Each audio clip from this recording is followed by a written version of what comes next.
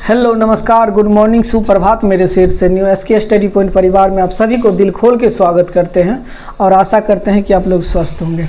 जिस तरह मैंने पिछली क्लास में पढ़ा था कि फ्रांस की क्रांति 1789, 1830 और 1848, इसी तरह मैंने बताया था कि जो बच्चे को अगर जिस टॉपिक में दिक्कत हो वो टॉपिक को कमेंट करे, कमेंट बॉक्स में लिखे। तो बच्चों ने लिखा कि गैरीबोल्डी के बारे में सर पढ़ाइए। किसके बारे में? गैरीबोल्डी को।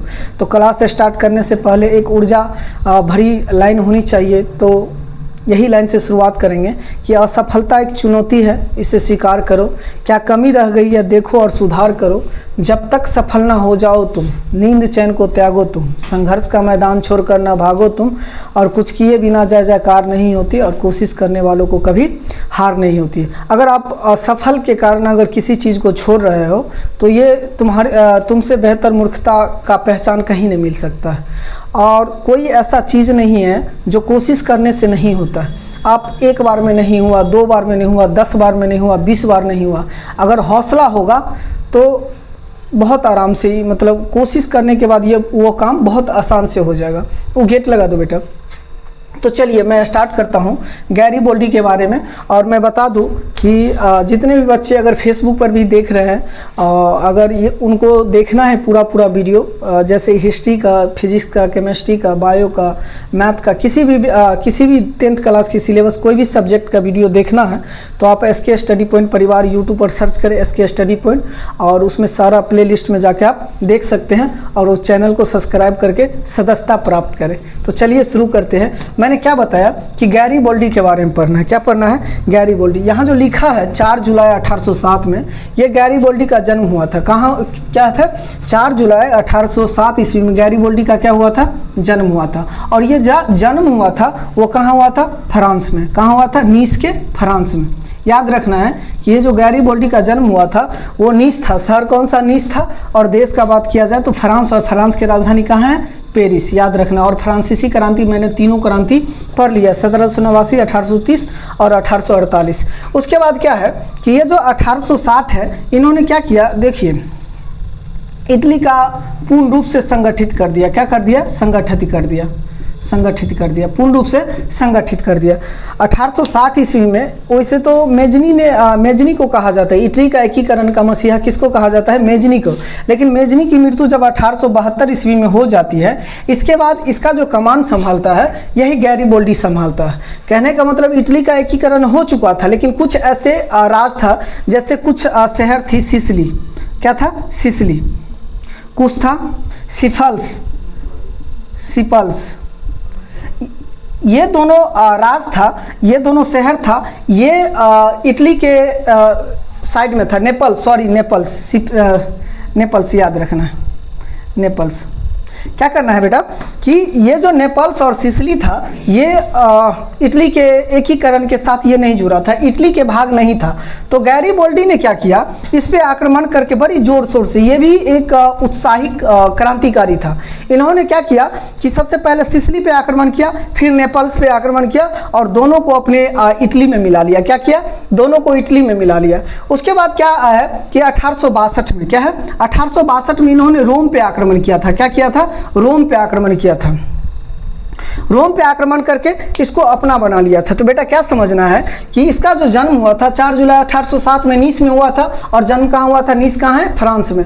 और फ्रांस की राजधानी पेरिस है। और ये जो 2 जून 1888 है, इनका मृत्यु हो जाता है। क्या हो जाता है? मृत्यु। जो कहाँ पड़ता है? केपरेरा कहाँ है? इटली में है। कहाँ है? केपरेरा, इटली में इनका मृत्यु हो जाती है। और 1860 में एक संगठित, मतलब बोला जा सकता है कि इकट्ठा राज का इन्होंने बना लिया। इटली में जितना बिखरा हुआ राज था उसको क्या कर लिया? इकट्ठा कर लिया। जैसे आपने देखा कि सिसिली को इकट्ठा कर लिया, नेपल्स को इकट्ठा कर लिया, और एक जो बच गया था 1862 में। क्या बच गया था?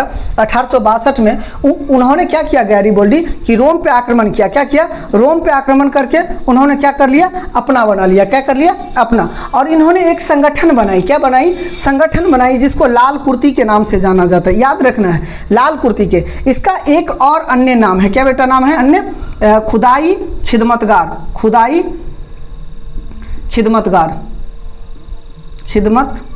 गार। याद रखना इस संगठन का कभी ये नहीं पूछेगा कि, अगर पूछेगा कि लाल कुर्ती का गठन किसने किया था, या इसका एक अन्य नाम है खुदाई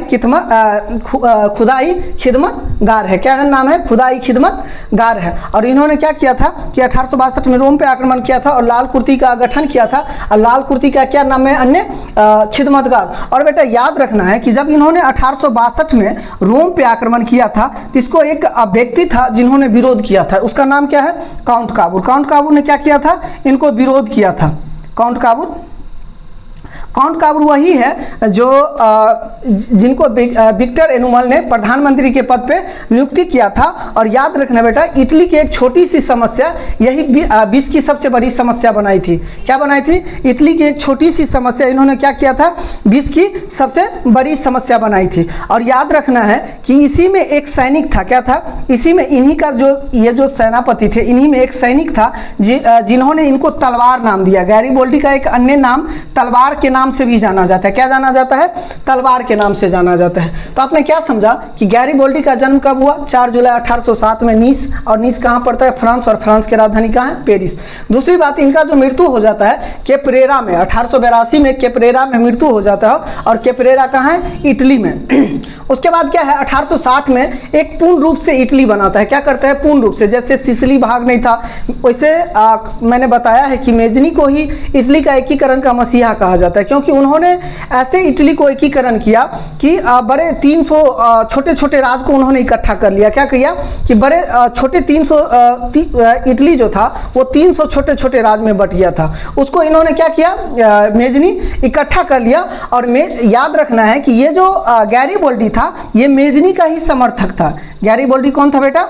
मेजनी का समर्थक था। मेजनी का समर्थक कहने का मतलब क्या होता है बेटा कि इनके विचार से ये मतलब कहने का मतलब क्या है कि इनके विचारधारा पे ये चलते थे। तो आपको क्या जानना है कि 1862 में जब ये रोम पे आक्रमण करता है, 1860 में इन्होंने इटली का पूर्ण गठनित कर लिया, मतलब एकदम इकट्ठा कर लिया। फिर 1800 इकट्ठा कब हुआ? जब सिसिली और नेपल्स 2 राज क्या किया?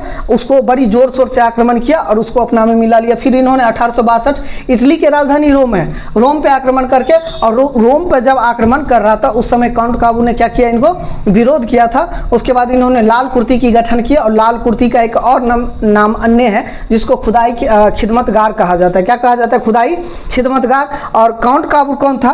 काउंट काबूर जो था वो विक्टर एनुअल द्वारा ये इनको प्रधानमंत्री के पद पे नियुक्ति किया गया था। और बेटा याद रखना, एक सैनिक था, उनको क्या कहा था? तलवार। क्या कहा था? तलवार। और सबसे महत्वपूर्ण क्वेश्चन अब बोलने जा रहा हूं कि गैरीबोल्डी जो था, गैरीबोल्डी जो था, इनका जीवनी जो लिखा था, इनका जो जीवनी लिखा था वो भारतीय था, जिनका नाम था लाला लाजपत राय। क्या नाम था? लाला लाजपत राय। क्या था? लाला लाजपत राय। और एक और अन्य नाम क्या था? लाला लाजपत राय। और एक और अन्य नाम क्या था बेटा? हंसराज। क्या नाम है? हंसराज। एक तो लाला लाजपत राय था और एक क्या था? हंसराज। याद रखना है, ये जो गैरीबोल्डी के जीवनी लिखी थी वो कौन लिखा था? ये अपने भारतीय लाला लाजपत राय और हंसराज। और लाला लाजपत राय वही है जो साइमन कमीशन जब आया था, साइमन कमीशन का गठन कब हो जाता है? यहाँ लिख सकते हैं, दिखाई दे रहा है। साइमन कमीशन का गठन 1927 में हुआ था, जिसका अध्यक्षता जॉर्ज साइमन ने किया था। और क्या हुआ था कि ये 1928 में मुंबई पहुंचा था। कब पहुंचा था? मुंबई पहुंचा था। 1928 में कब पहुंचा था? मुंबई पहुंचा था। और मुंबई में इसको विरोध किया था यही लाला लाजपत राय। और विरोध के कारण ही साइमन गो बैक का नारा दिया था। इन्होंने कहा था साइमन गो बैक, यानी वापस लौट जाओ। इन्होंने क्या किया था कि 1928 में इनको सैंडर्स के द्वारा लाठी से पीटा जाता और फिर इनका मृत्यु हो जाता। और ये जो लाला लाजपत राय है, ये अन्य कुछ और है जिन्होंने मेजनी का भी इन्होंने जीवनी लिखा, मेजनी का भी जीवनी लिखा और श्री कृष्ण का भी लिखा, श्री कृष्ण का भी लिखा। कि श्री कृष्ण का जीवनी कौन लिखा? लाला लाजपत राय। मेजनी का भी जीवनी कौन लिखा? लाला लाजपत राय। और गैरीबोल्डी का भी जीवनी कौन लिखा? लाला लाजपत बेटा। और एक और क्वेश्चन है कि गैरीबोल्डी जो था वो पेशे से नाविक था। क्या था? पेशे से नाविक था। नाविक का मतलब क्या होता है? नाभि का मतलब क्या होता है, वो जो नाव खेवने वाला होता है, इसीलिए ये नाव खेवने वाला इनको इसमें इंटरेस्ट था, क्योंकि इनके जो पिताजी जो थे वो मछुआरे थे। क्या थे? मछुआरे थे। क्या थे? मछुआरे। इनके पिताजी मछुआरे थे, एक प्राइवेट जहाज की मालिक थे, जिससे मछली समुद्र से निकले। तो बताइए, अगर आप लोगों को सही में समझ में आ रहा है तो ज़रूर कमेंट बॉक्स में दिल भेजें, और अगले कमेंट बॉक्स में बताएं बेटा कि आपको पढ़ना क्या है, कौन सा टॉपिक पढ़ना है। जिस तरह आप भरपूर कमेंट कर रहे हो, जिस तरह समर्थक में आप लोग जुटे हो, बहुत अच्छा लगता है। और आशा करेंगे कि आपको वीडियो बहुत अच्छा लगा होगा, और नेक्स्ट वीडियो में हम आपको फिर मिलेंगे, जब हम कमेंट बॉक्स में देखेंगे कि किसका नाम सबसे अधिक है, कौन सा टॉपिक पढ़ना है, तो नेक्स्ट वीडियो उसी टॉपिक पे बनाया जाएगा। आशा करेंगे कि आप स्वस्थ होंगे और अपने आसपास को ध्यान रखते होंगे, क्योंकि इंसान बनना बड़ी कठिन बात है। इंसान बनना बहुत कठिन बात है। आजकल का ऐसा हैवानियत हो गया है कि बताया नहीं जा सकता। फिर हम नेक्स्ट वीडियो में इस बात को चर्चा करेंगे। तो चलिए नेक्स्ट वीडियो में मिलते हैं।